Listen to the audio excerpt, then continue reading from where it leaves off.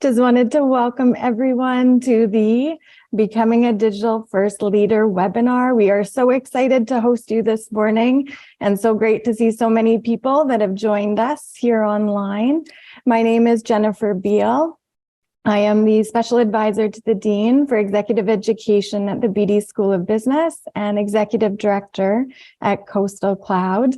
And I'm joined here this morning with Dr. Andrew Gemino, who will introduce formally in a moment, but we are your hosts for the day. And we wanted to let you know how to interact with us. So we will be talking for the first 30 minutes, and then we will have a chance to answer any questions that you may have. And so you'll see at the bottom center of your screen a Q&A box, which you can type your questions or comments in, and we will be reading them as we go, and then we'll formally answer them near the end of the session. So without further ado, we would like to get started and say that this webinar has been supported by the DIAL initiative, which stands for Digital Innovation and Leadership. And this is to help individuals as well as organizations build capacity for digital transformation. And it has been developed in partnership by the Simon Fraser University's Beedie School of Business and Canada's Digital Supercluster. And we are very proud of our partnership and the ability to be able to bring webinars like this to you. So we hope you have seen our recent announcement that came out a lot on social media from the Digital Technology Supercluster, as well as the Beedie School of Business. And we wanted to also make sure that we acknowledge our strong partners in this initiative, including Salesforce, Magnet, the First Nations Technology Council, Radius, as well as Instructure, who have really helped us custom design an initiative to help individuals and companies move forward in the digital economy. And without these partners, this initiative would not be possible. But it takes more than just those partners to do an initiative as large as this. And so we do want to say that we have been working hard with a lot of partners across Canada in many different industries and sectors. We have over 40 plus partners in for-profit, not-for-profit, government, various post-secondaries who have really been collaborating around digital innovation and digital transformation to help people like you understand how to get prepared and engaged in the digital economy. And what we promised is that we would engage with over 1,000 people in all of these different industries and sectors over 3 years through a strategic capacity building project. And through the federal government and the Digital Supercluster, a $4 million investment has been made and matched by industry to bring this to an over $18 million project. And what that all means is that we're here creating an ecosystem that is actually creating change to support people in companies, advance Canada in the digital economy. So who are all these organizations and the people that have been involved so far?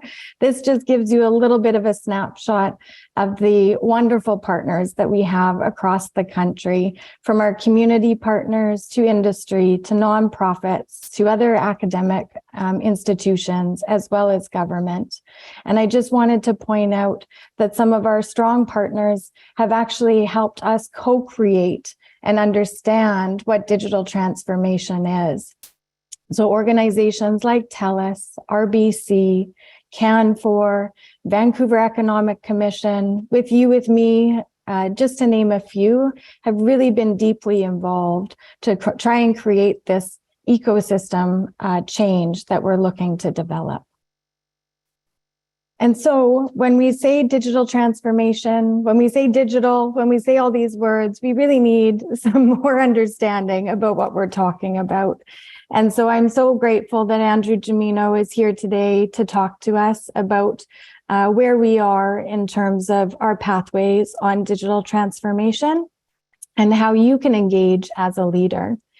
And so Andrew is an award-winning researcher and teacher from Simon Fraser University's Beedie School of Business.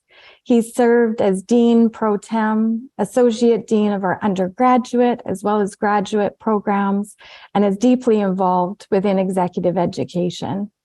His academic research focuses in on information technology, project management, and business systems analysis. And he holds many research grants, including one from the National Sciences and Research Council of Canada, NSERC, to study the effective communication of information system requirements. He's also the co-founder of a software company that develops commercial software for professional sports teams in the NHL and NBA, as well as an automated employee scheduling system for sports entertainment companies. He's still busy, and he still provides his expertise to the Surgeon Information Systems Working Group for the Provincial Surgical Oncology Council, which is affiliated with the BC Cancer Agency. And I know this for a fact. He is also a very accomplished bass and piano player, and he has played for many years in a rock band, and he absolutely loves it. Hence the music at the beginning of our webinar. And thank you very much, Jennifer. He's here today to share more information with you about becoming a digital first leader. So over to you, Andrew. Thank you so much. Really appreciate it, Jennifer. Thanks for putting this together. So I'm going to start with a few quotes that just kind of centers us around this challenge that we have in front of us around digital transformation. So you'll hear from the technology folks. This guy's head of a large technology company. At least 40% of all businesses will have to die in the next 10 years if they don't figure out how to change. So you might say, well, that's a little bit biased. That's a technology company head, but that's where it goes. Here's another person who founded Ashoka, and Ashoka is kind of a social change organization. And it says every successful organization has to make the transition from a world defined by repetition, doing the same things over and over again, to one that's primarily defined by change. And this is really important because what's changing us is often that digital transformation. And then if you look from a business perspective, the people who really make it a difference in organizations are telling us that digital transformation is a fundamental reality. So when we say a reality, it means we have to address it. And so that's what's happening in organizations today. And whether you're in a for-profit or not-for-profit or social venture or whatever it happens to be, digital transformation is going to be there. So digital transformation starts with an understanding of kind of two elements that I think is the best way to describe it. One element is the customer experience. And so that's about making sure that customers are absolutely delighted with the product or the service that you're providing. And often it's a combination of both products and services. So that's one dimension we look at that. And you might be below average in your organization, or you might be above average in terms of your industry. And then on the other dimension, we're going to look at operational efficiency.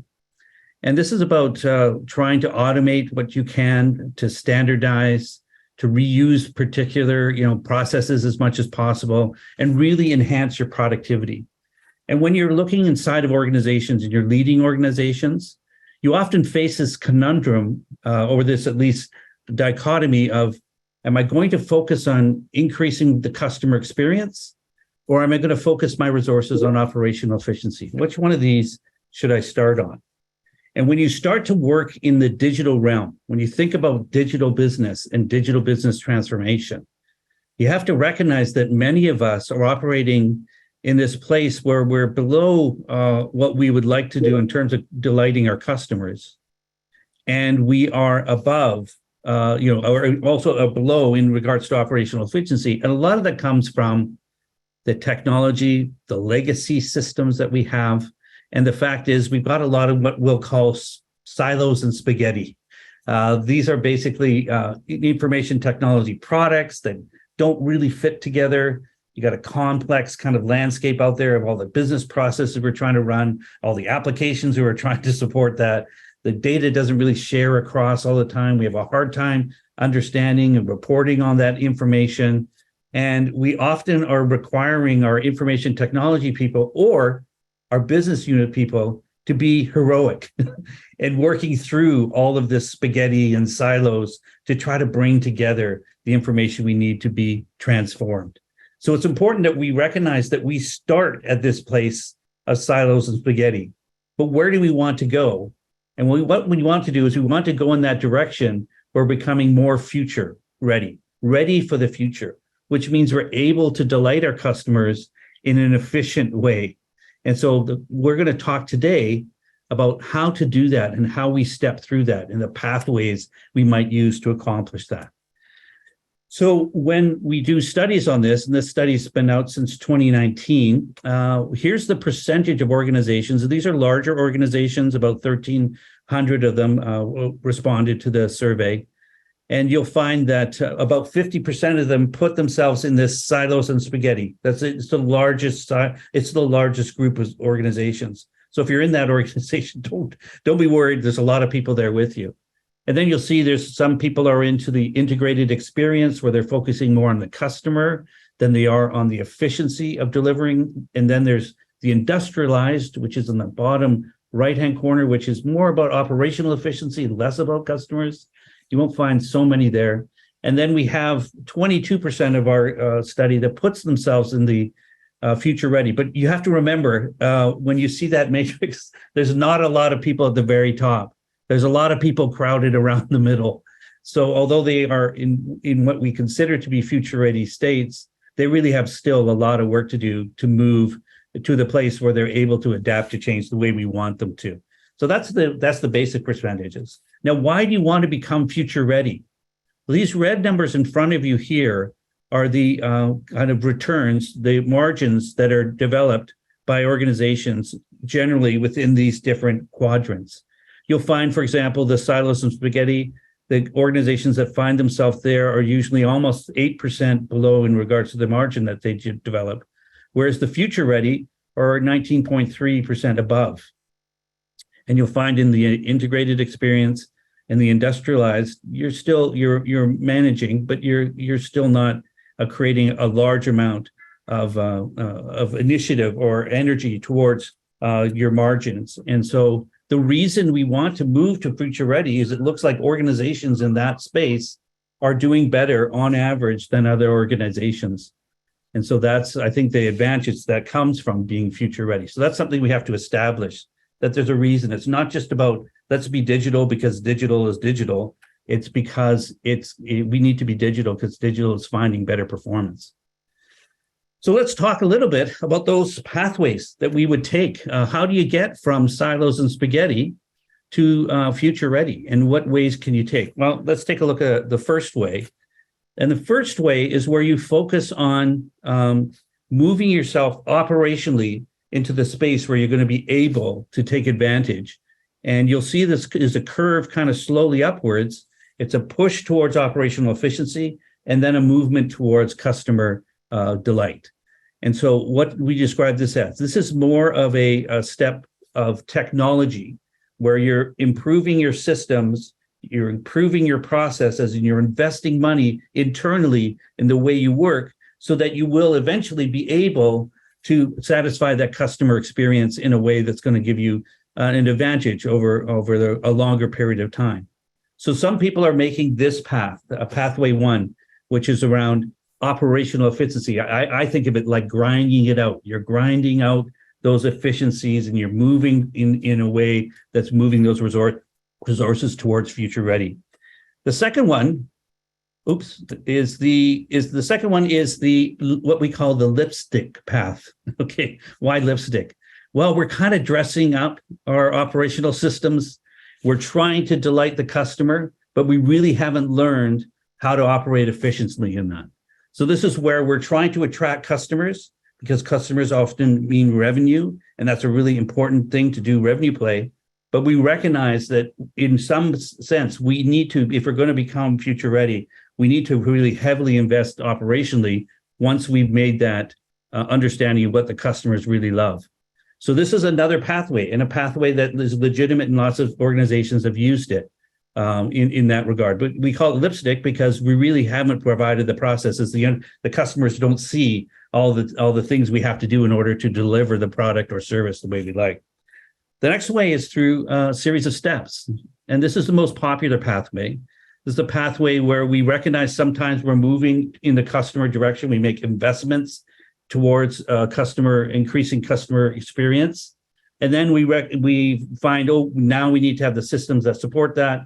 And then we slowly build up that staircase towards the idea of future ready. And this is often organizations who recognize they have to do both, and they determine in a stepwise fashion that they're going to be doing it. So you can see this project by project, people move towards the future ready state. And then there's other organizations that have, a more dramatic change, and that's organizations that might find themselves at the orange circle here. And when the transformation there is to say, you know what, we may not be able to get out of this silos and spaghettis. We don't have the resources. We don't have it. So what we're going to do is we're going to take a little piece of our company, grow it out over here, and let it become future ready. And we will make that transition, which is the fourth pathway, by basically taking a piece of our company, moving it out over here, letting it adapt and become future ready. And while we'll leave the rest of the organization where it is, because we can't move the entire organization through that transition. And so that's where people start up small companies, or they do skunk work, so they do other pieces that allow this kind of pathway, the future ready, to emerge from within the organization, but usually in a different set of structures. So there's your four pathways. And I'm hoping as you're thinking about this, and I'd love to talk to you in the Q&A about it, which one of those pathways describes the strategy you're taking in moving towards the idea of future ready? Because organizations are making these investments and they're moving in directions. And as you can see, there's kind of important choices that you're going to be making. And it's important to know which pathway is going on. So interesting to hear that discussion. Look forward to questions about that future ready state. So why are we moving in that direction? We talked already that organizations are finding better resources or better returns when they move towards a future ready state. So the average net margin is 32% higher, and revenue growth is 67% higher when comparing firms above and below the 50% completion on transition. So on transformation. So what does that mean? It means if you can make it to 50%, it's not the end of the rainbow, but there is a lot of reasons why you will be experiencing above average margins. So maybe you see the fact that getting all the way to future ready from the state that you're currently in might be a little bit daunting. It might be too far to think about getting all the way there. But if you can get halfway there, you're going to find that you're going to experience better margins and better growth because of your ability to now move, maybe not perfectly, but in the directions where it's starting to pay off. So that's really important.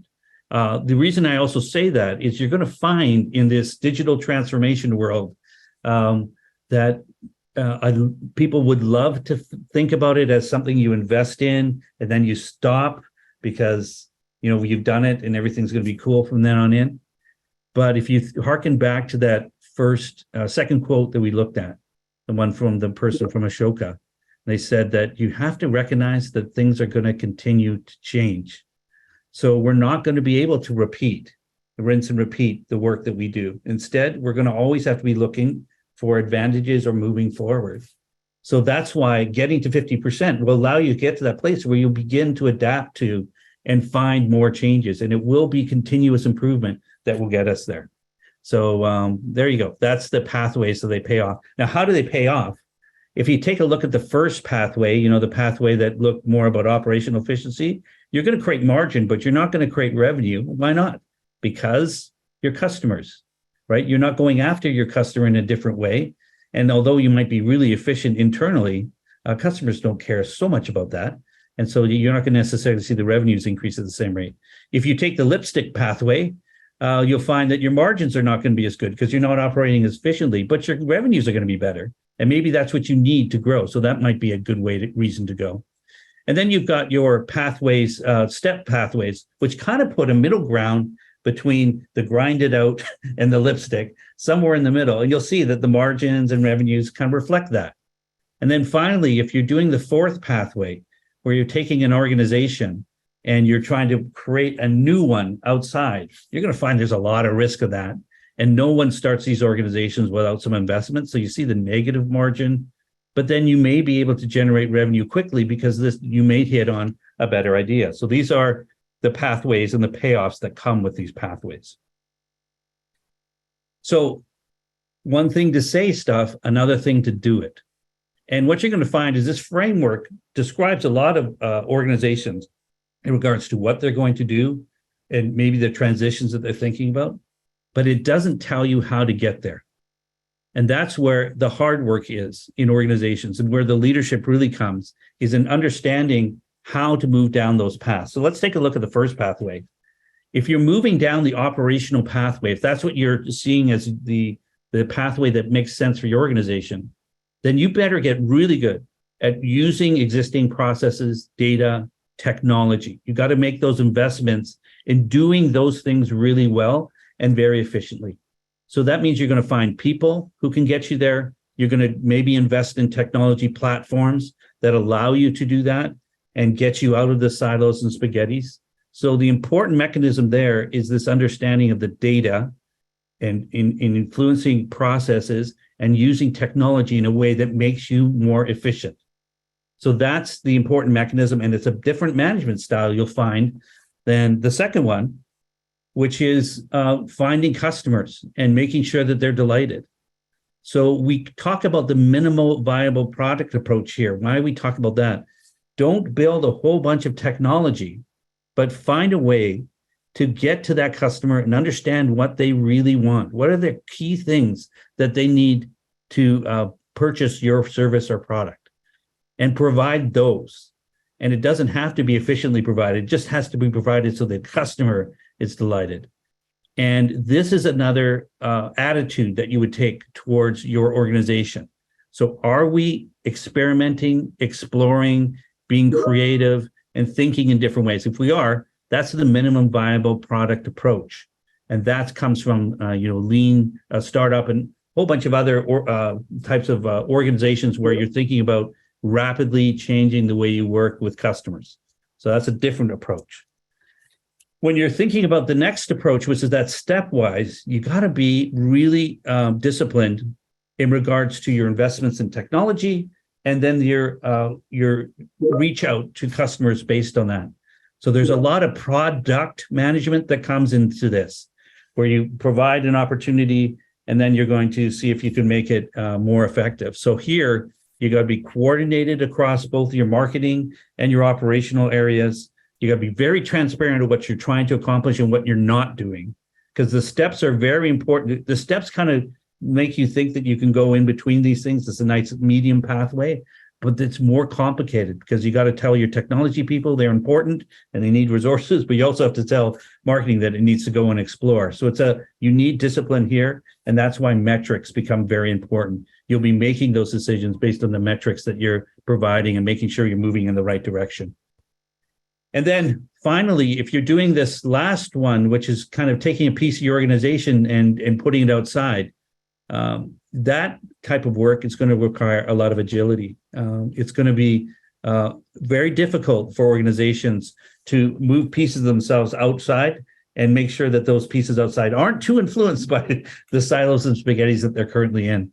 So that means you're going to have to be agile. You're going to have to do methodologies. You're going to have to move quickly, and you'll need people in that organization who are used to playing across boundaries and working in different ways and creating and sometimes failing and sometimes exploring into success. So these are very different management styles. That's why I say it's important to know which one of those pathways you're generally working on. Otherwise, you're going to find yourself changing in more ways than you think. And that's what the quote coming here is,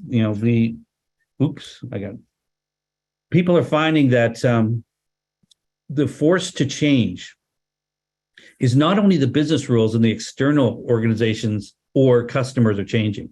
What they demand is changing. How they want to work with you, how they want to engage with you in terms of your products and services, that's changing. That's changing business rules.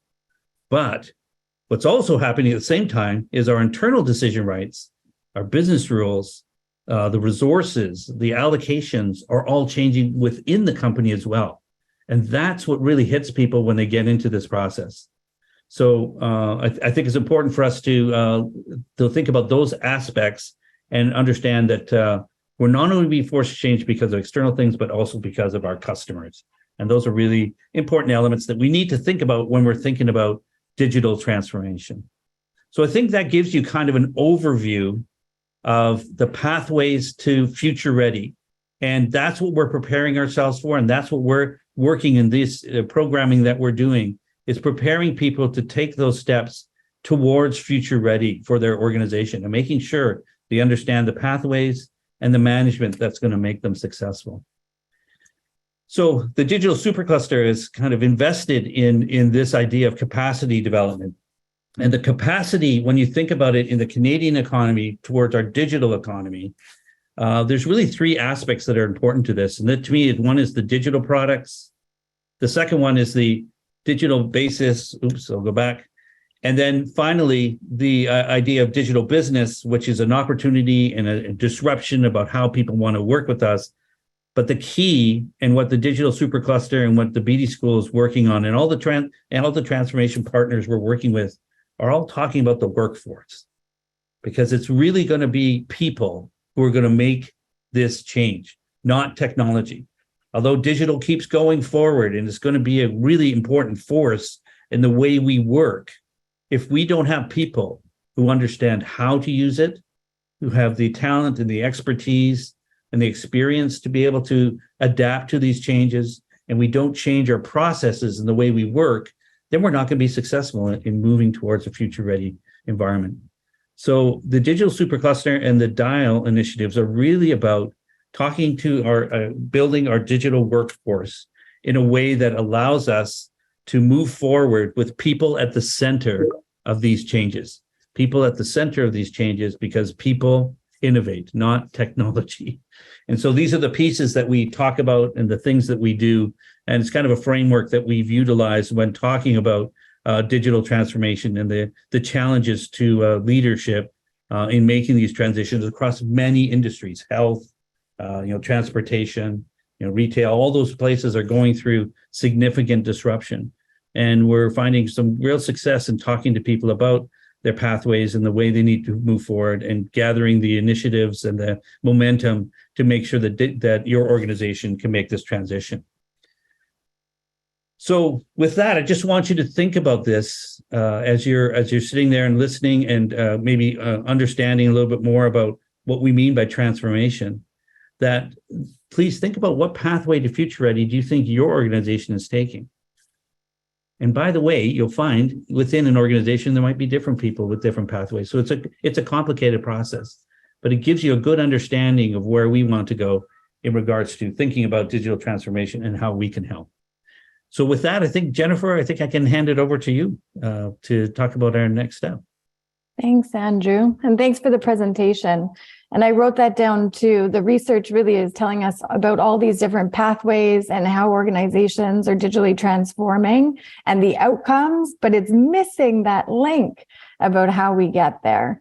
And so I bet some people are wondering right now, and I see it in our Q&A box as well, like, what can an individual do or a company do in order to understand this a little bit more, and how they can participate and also help their organization move forward.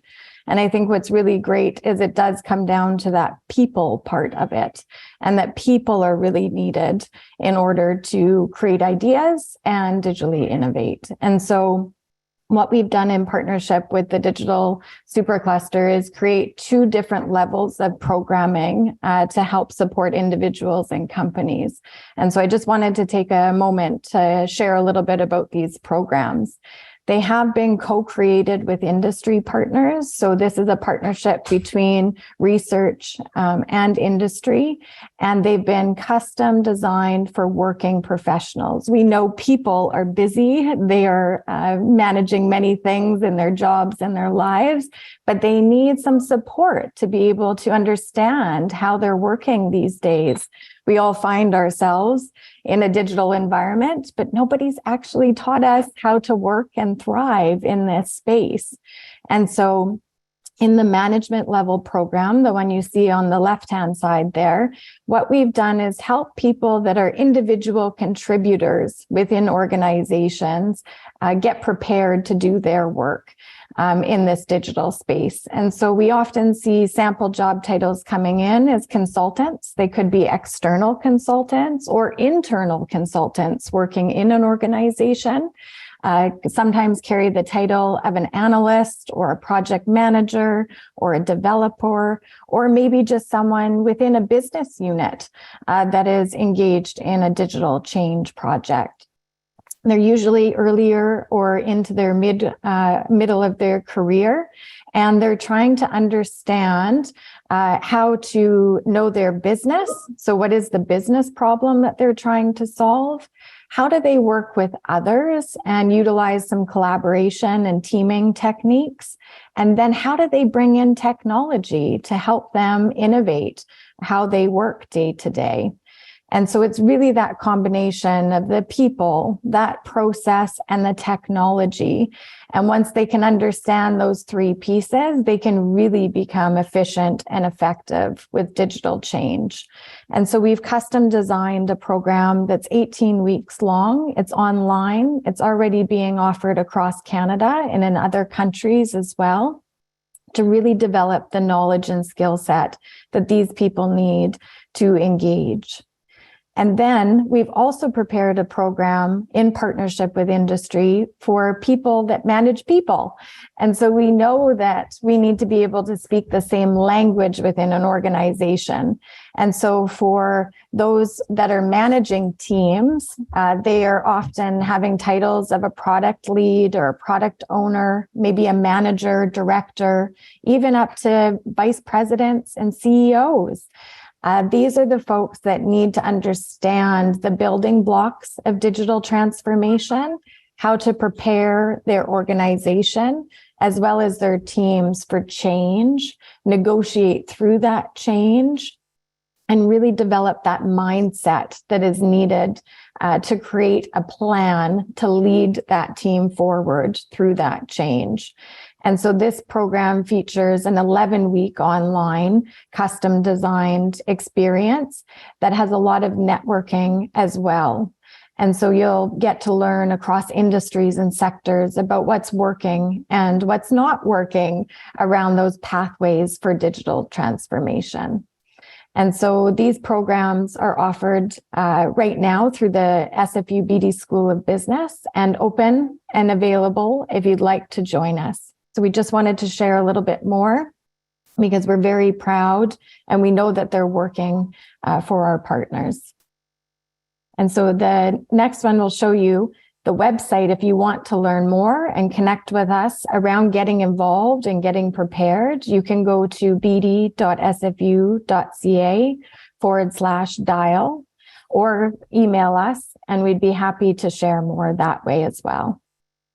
So I know, Andrew, as you were talking, there were questions coming in, and I saw some when I was as well. So maybe we should move and jump in right into the Q&A now. One of the questions that came in early on was around the pathways and trying to understand if there was a preferred pathway that organizations, or a most popular pathway that organizations might go on in their digital transformation journeys.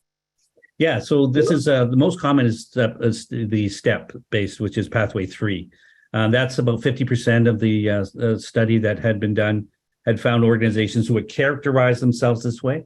I think also Kevin put in a point about the organization using all 4, right? So what we find in organizations, there may be pieces of it doing a pathway 1. Some people are trying to pathway 3. So there is, but generally as a characterization of the general approach, about 50% of the people use pathway 3. I think that addresses the Michael's comment anyway. Thanks, Andrew. And maybe this one from Andrew, a different Andrew. Is there really an endpoint? Is there a complete, or how would we know we're at 50% within an organization? Yes, so really good question, Andrew. And that is the 50% comes from the study where they looked at, kind of a time frame for organizations and where they are in their industry. But the real answer to this is there is no endpoint. There really isn't. It's a race that never ends. It's kind of like when we're jogging there alone on a road. We just keep jogging. We just keep moving forward. And people need to get out of the mind space that there's going to be an end to this process of change. It's going to be something that we're adapting and moving and continuously improving on as we hopefully get better and better technology. So that no end point. And how do you know when you're at 50%? You can look back a little bit and say what you wanted to accomplish. But the people I've talked to about that, I think what we find is when they start looking back, it's like we don't even want to go back there. We just keep going forward because there's more challenges ahead, much more work to do than but I think it's a really good question, Andrew. Thank you for asking it. And we had a question around maybe a more traditional business model, being able to keep brick and mortar while adding some digital transformation on top of that as a replacement. Is that a pathway forward? Is that possible? Absolutely. I think we have seen over the last, say, 5 to 7 years, a big transformation in people's understanding of how the digital economy is going to move forward. And originally we had these ideas of, Amazon and Airbnb, where you were now in the hotel business, but you had no rooms and you had no buildings. So it was a digital architecture that was being developed. And you didn't need the physical architecture in order to accomplish that. Uber's another example. We didn't need cars now to be a company that transports people back and forth. We just need the systems that put that together. However, in the last little while, you'll find that organizations like Airbnb and Uber and others are investing in more physical assets because they recognize that you have to have the physical in order for you to be able to provide the digital service. So they're slowly coming back to the idea that there's a mixture of both physical as well as digital components in delivering products and services to people. And so, yes, if you're into, you're into bricks and mortars, there's still a place for you to be. You just have to be very good at the thing that you're going to provide. And you need to recognize that you're working now with an ecosystem of people, organizations that are going to be delivering parts of that, what we used to think of as an internal supply chain to you and with you. And it's about finding the ecosystem that's going to support the value that you need to generate and recognizes the value that you have. Maybe you're the greatest retailer of all time, and you've got a great way of entering customers, and customers love the experience. That's something you should do. But now, do you need all the systems in the background? Maybe some other organization provides that to you. So it's really about understanding the the ecosystem of organizations in a digital framework. But we're still going to have to get at, sometimes we're going to have physical assets and storefronts and other things like that in order for us to be successful. That's a nice segue too, Andrew, to Julie's question around how do you balance maybe moving to a more digital landscape while ensuring accessibility to that organization is maintained. And an example she provided is if a customer is not tech savvy or has a disability maybe that prevents them from engaging with you digitally. Yeah, this is a really important aspect. And I think the potential for digital to serve a multitude of, and a diverse set of customers, the potential is there. The challenge is we have to make sure that we build our services first around our customers and how they're going to be approaching us in the multi ways they're going to want to. So we call it multimodal kind of access. And if you look at most organizations now, they are investing in multimodal and recognize that customers are not going to even come at you in one way or the other. They're often talking to you on the phone while they're on the website, being frustrated with your service. Or people are getting access where they had never had access before, and they're able to engage with you in conversation and chat, which they had never had before. So this is actually increasing the amount of opportunity for feedback and also collaboration and communication. But we have to be ready for that. And I would say most organizations are not ready for that multimodal opportunity to talk with and interact with customers. And that's a real big change. So how do you prepare for that? You have to slowly get into it. So you have to start thinking about what's the most important aspect that your customer needs. And is it, supporting them when they're distant, or is it supporting them when they're local? And you'll see this inside stores, right? There's stores, there are people there to help you, but you also have kiosks now to do that. And, the simplest one maybe for me to think about would be like a McDonald's. I don't know if you thought about how you order in a McDonald's, but there's a drive-through going. There's the kiosks moving. There's people who are entering their stuff at the till, and they're standing in line to do that. And all that has to be coordinated now. That's what business in a digital age is going to look like.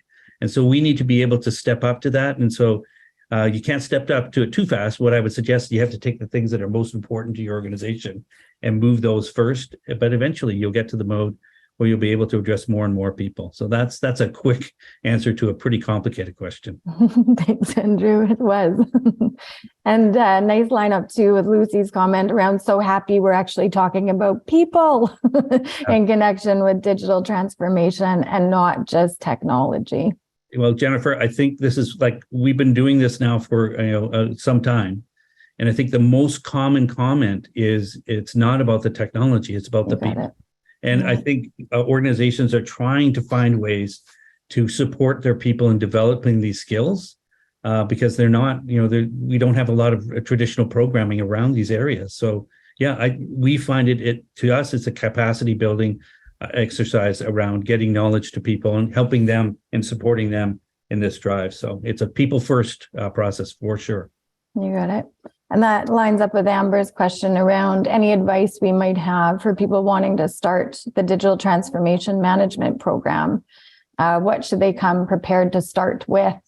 And maybe I can jump in on that one if you want. But what we would say is that just to come with an open mindset, I think, around wanting to learn and engage and understand.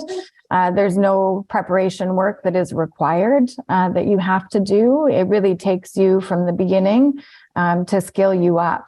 And so I would say if you're interested in learning around digital transformation and you're in one of those roles and early in your career, the program is right for you.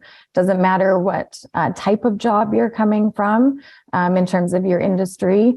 Really, you're going to form the skills that you need. So really just come prepared and start on the website and we can help you from there. Yeah. And it's great when you come to, for example, if you're working on the digital technology leadership, when you have maybe an idea of what you might think about, it's good to come with that, because what we're going to do is help you get to that vision that's much more clear that you're going to be able to sell throughout the organization. So if you have an idea of what you might want to do, sometimes that's helpful. We'll also show you what other organizations are doing, and you'll see get a sense of that. And I think Michael had a question about a little bit in regards to like Indigenous owned businesses and doing digital transformation. Mm-hmm. And I would say when you look at that suggestion, you have to do two things, Michael. What I would suggest to you, one is, where is the organization in terms of its readiness? If it doesn't understand its digital transformation and the pathway it's taking, there hasn't been too many discussions.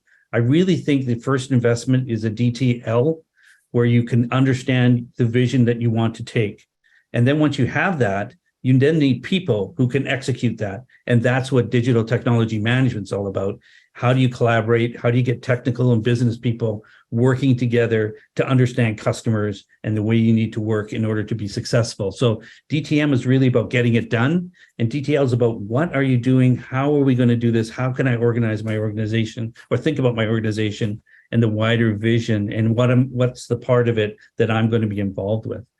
Depends on the size of your organization, but I hope that kind of addresses your concerns, Michael. And that lines up with the questions we've had in the Q&A around change management too.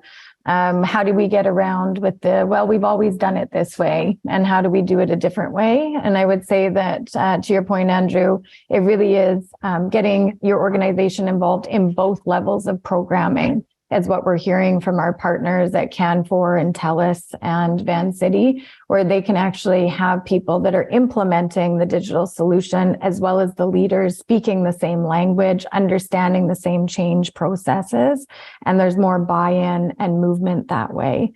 And what we're also seeing is people coming in teams. So a couple people in management and a couple people in leadership, and they don't necessarily have to be from the same business unit. For example, at RBC, we see them across the country, branch managers, as well as people in more central positions, and they're learning so much, both from each other within the context of their organization and being able to have some of those change conversations, but also from other people within their cohort, in their program, and being able to say, hey, at Provincetown or the Vancouver airport, they're doing it this way. Have we thought of this? And how does this apply to my organization, my team, my work? And so really that is helping with that change process, as well as the actual programming that we're doing within the different levels.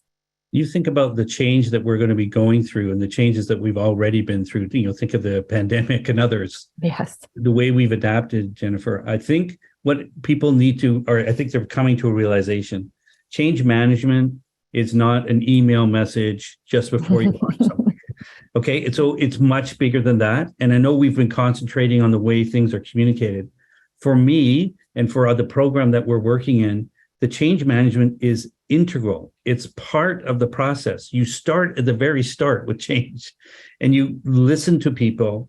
You understand how you need to work with them. You visualize so you can bring more people to the table.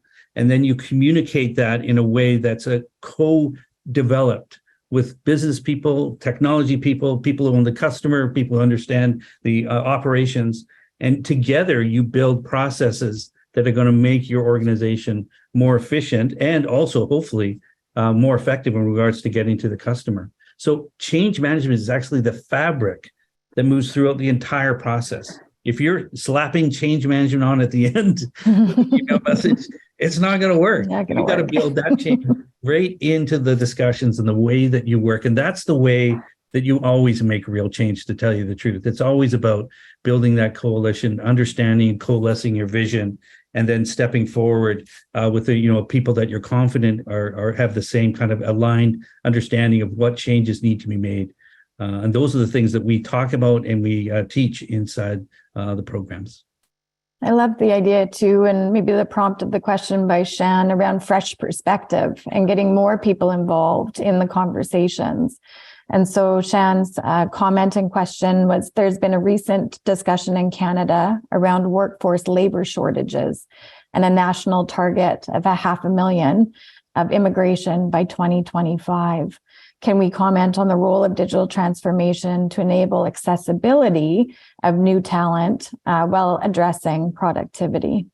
Yeah, so from my perspective, Jennifer, on this is that intelligence and digital skills are randomly distributed. That it's not based on anything other than people have this ability and it's there. They just need to be able to experience it and be shown what it is, and you're going to find that it's all over the place. So my sense is the more we can include people, the more talent that we're going to bring to the table and the more successful we're going to be.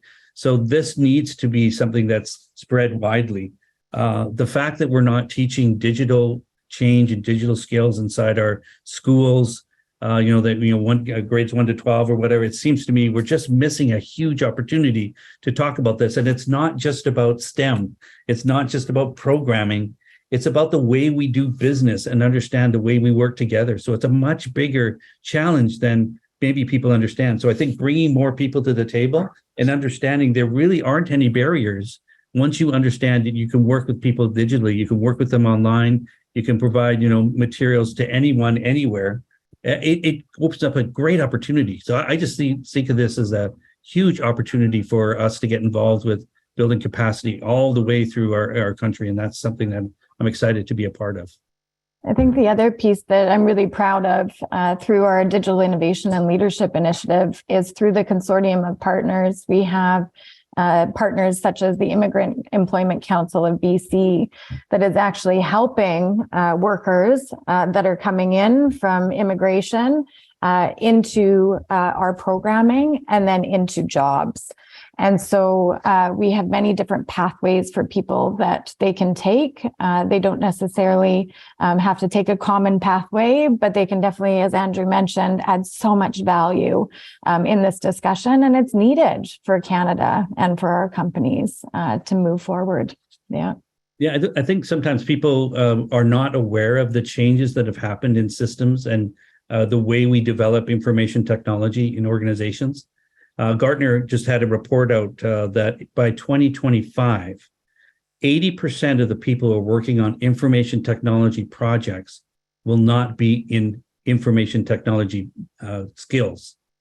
There are actually 80% of the people will be business people working in a technology framework, but they're not coders and they're not developers, but they need to understand the basics of how these platforms work. So they call this a low code environment. So there's a little bit of coding, but mostly it's understanding the business and the processes and how you get to customers. So that's a really huge change that we are seeing right in front of us. And the reason we're going to this is we can't find the programmers, we can't find the technology people to move all these organizations forward. So it's now coming on the technology. Companies are developing software that allows business users to actually create processes. And that's the transformation that's happening in front of us.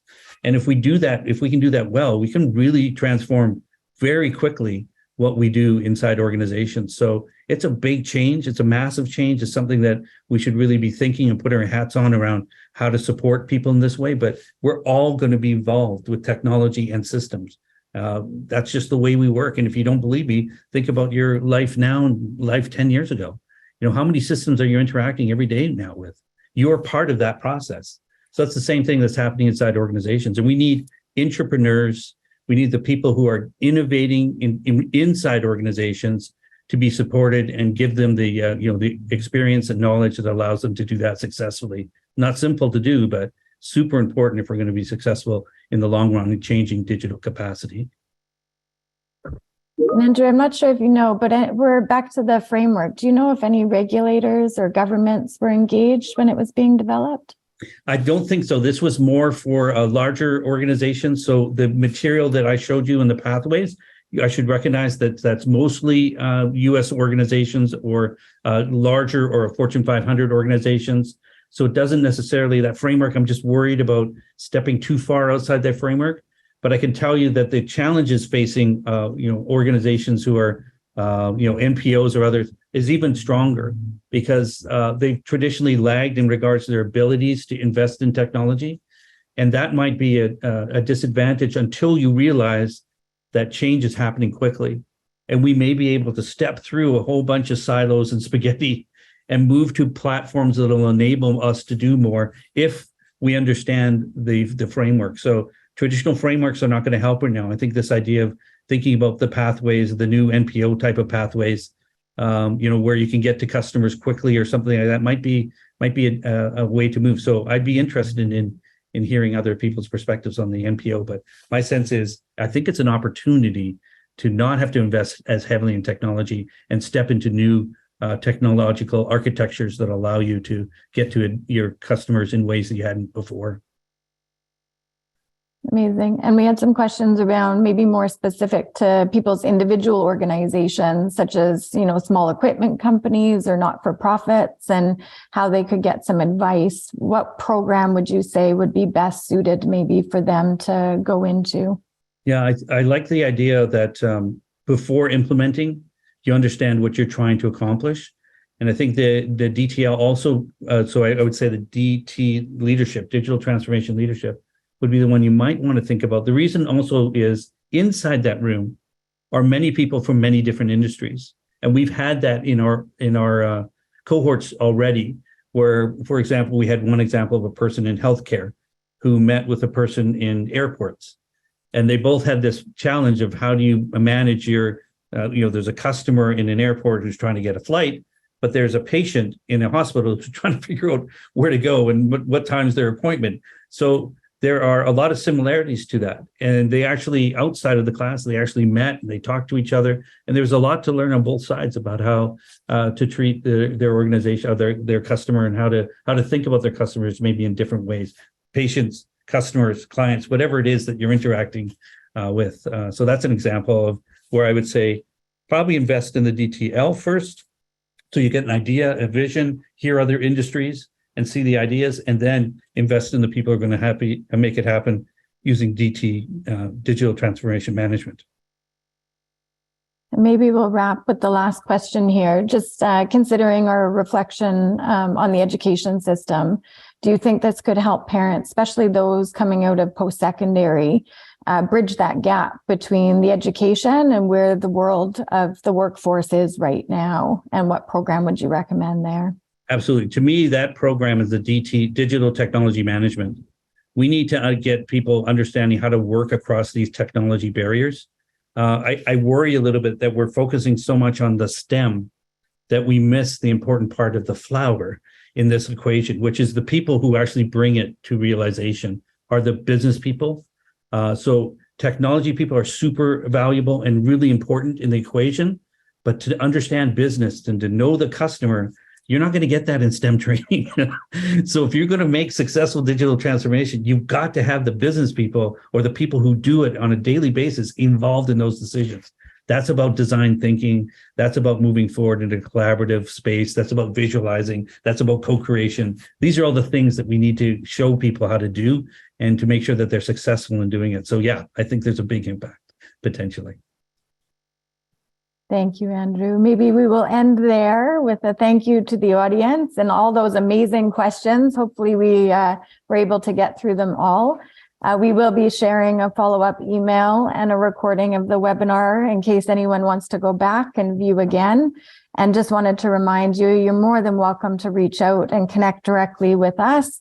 The email and the website are there. And we hope that you will also partake in this initiative and co-create and learn with us as we digitally transform in Canada. So thank you, everyone. Have a good day.